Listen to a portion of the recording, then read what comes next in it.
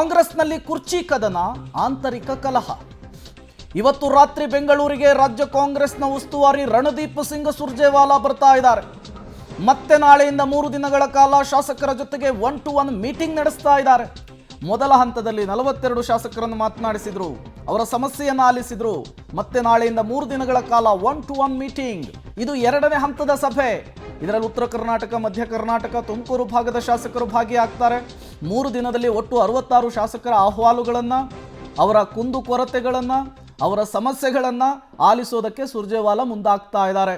ಸುರ್ಜೇವಾಲಾ ಮೊದಲ ಬಾರಿಗೆ ರಾಜ್ಯಕ್ಕೆ ಭೇಟಿ ಕೊಟ್ಟಂತಹ ಸಂದರ್ಭದಲ್ಲಿ ಇಕ್ಬಾಲ್ ಹುಸೇನ್ ಅವರ ಹೇಳಿಕೆ, ರಾಜಣ್ಣ ಅವರ ಸ್ಟೇಟ್ಮೆಂಟು ದೊಡ್ಡ ಮಟ್ಟದಲ್ಲಿ ಚರ್ಚೆ ಆಗಿತ್ತು. ಬಾಲಕೃಷ್ಣ ಅವರ ಹೇಳಿಕೆ. ಈಗ 2ನೇ ಬಾರಿ ಇವತ್ತು ರಾತ್ರಿ ಬರ್ತಾ ಇದ್ದಾರೆ. ಏನಾಗುತ್ತೆ ರಾಜ್ಯ ಕಾಂಗ್ರೆಸ್ನಲ್ಲಿ ಅನ್ನುವಂತಹ ಕುತೂಹಲ.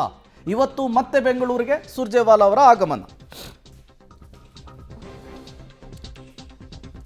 ಮತ್ತಷ್ಟು ಡೀಟೇಲ್ಸ್ ಅನ್ನು ಕೊಡ್ತಾರೆ ಸುಕೇಶ್, ನೇರ ಸಂಪರ್ಕದಲ್ಲಿ ಜಾಯ್ನ್ ಆಗಿದ್ದಾರೆ. ಸುಕೇಶ್, ಮೊದಲ ಹಂತದ ಮೀಟಿಂಗ್ ಮುಗಿತು, 42 ಶಾಸಕರನ್ನ ಮಾತನಾಡಿಸಿದ್ರು. ಈಗ 2ನೇ ಹಂತದ 1-to-1 ಮೀಟಿಂಗ್. ಎಷ್ಟು ಜನ ಶಾಸಕರನ್ನ ಮಾತನಾಡಿಸ್ತಾರೆ? ಯಾವ್ಯಾವ ಶಾಸಕರು ಈ ಸಾರಿ ಸುರ್ಜೇವಾಲಾ ಅವರನ್ನ ಭೇಟಿಯಾಗೋದಕ್ಕೆ ರೆಡಿ ಆಗಿದ್ದಾರೆ? ಏನಿದೆ ಲೆಕ್ಕಾಚಾರ ಅಂತ?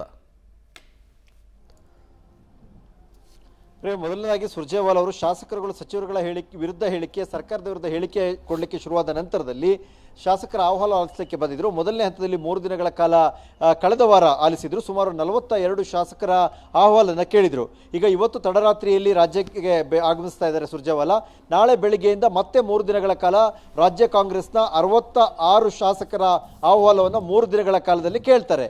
ಅಂದರೆ ಸರ್ಕಾರದ ಮಟ್ಟದಲ್ಲಿ ಆಗ್ತಿರೋ ಕೆಲಸ ಏನು, ನಿಮ್ಮ ಅಚೀವ್ಮೆಂಟ್ ಏನು, ಸರ್ಕಾರದಲ್ಲಿ ಸಚಿವರುಗಳು ಸರಿಯಾಗಿ ಇದ್ದಾರಾ ಇಲ್ವಾ, ಹೀಗೆ ಎಲ್ಲ ವಿಚಾರಗಳನ್ನ ಒಳಗೊಂಡಂತಹ ಮತ್ತು ರಾಜ್ಯದಲ್ಲಿ ಆದಂಥ ಗೊಂದಲ, ಅಂದರೆ ಶಾಸಕರುಗಳು ಸಚಿವರುಗಳ ವಿರುದ್ಧ, ಸರ್ಕಾರದ ವಿರುದ್ಧ ಬಹಿರಂಗ ಅಸಮಾಧಾನ ಹೊರ ಹಾಕಿದಂಥ ಹಿನ್ನೆಲೆಯಲ್ಲಿ ಮೊನ್ನೆ ಒಂದಷ್ಟು ಶಾಸಕರುಗಳಾದ್ರಿಂದ ಉಳಿದ ಶಾಸಕರುಗಳನ್ನು ಕೂಡ ಅಹವಾಲನ್ನ ಕೇಳಬೇಕು ಅನ್ನುವಂಥ ನಿಟ್ಟಿನಲ್ಲಿ ಬರ್ತಾ ಇರುವಂಥದ್ದು. ಹಾಗಾಗಿ ಉತ್ತರ ಕರ್ನಾಟಕದಿಂದ ಹಿಡಿದು ಮಧ್ಯ ಕರ್ನಾಟಕ ಮತ್ತು ತುಮಕೂರು ಭಾಗದ ಶಾಸಕರುಗಳು ಒಟ್ಟು 3 ದಿನದಲ್ಲಿ 66 ಕಾಂಗ್ರೆಸ್ ಶಾಸಕರುಗಳ ಅಹವಾಲನ್ನು ಆಲಿಸಲಿಕ್ಕೆ ಮುಂದಾಗಿರುವಂಥದ್ದು. Prem, okay, thank you Sukesh ತಮ್ಮೆಲ್ಲ ಮಾಹಿತಿಗಾಗಿ. ಒಟ್ಟು 2ನೇ ಬಾರಿಗೆ ಶಾಸಕರ ಕುಂದುಕೊರತೆಗಳನ್ನು, ಶಾಸಕರ ಸಮಸ್ಯೆಗಳನ್ನು ಆಲಿಸೋದಕ್ಕೆ ಈಗ ಸುರ್ಜೇವಾಲಾ ಅವರ ಎಂಟ್ರಿ ಆಗ್ತಾ ಇದೆ. ನೋಡಬೇಕು ರಾಜ್ಯ ಕಾಂಗ್ರೆಸ್ನಲ್ಲಿ ಮತ್ತೇನೆಲ್ಲ ಬೆಳವಣಿಗೆಗಳಾಗುತ್ತೆ ಅಂಥೇಳಿ. ಈ ಬಾರಿ ಯಾರ್ಯಾರು ಎದ್ದು ನಿಂತು ಯಾವ್ಯಾವ ರೀತಿಯ ಹೇಳಿಕೆಗಳನ್ನು ಕೊಡ್ತಾರೆ ಅನ್ನೋದು. ಕಳೆದ ಬಾರಿ ಸುರ್ಜೇವಾಲಾ ಬಂದಂತಹ ಸಂದರ್ಭದಲ್ಲಿ ಸಾಕಷ್ಟು ಬೆಳವಣಿಗೆಗಳು ರಾಜ್ಯ ಕಾಂಗ್ರೆಸ್ನಲ್ಲಿ ಆಗಿತ್ತು.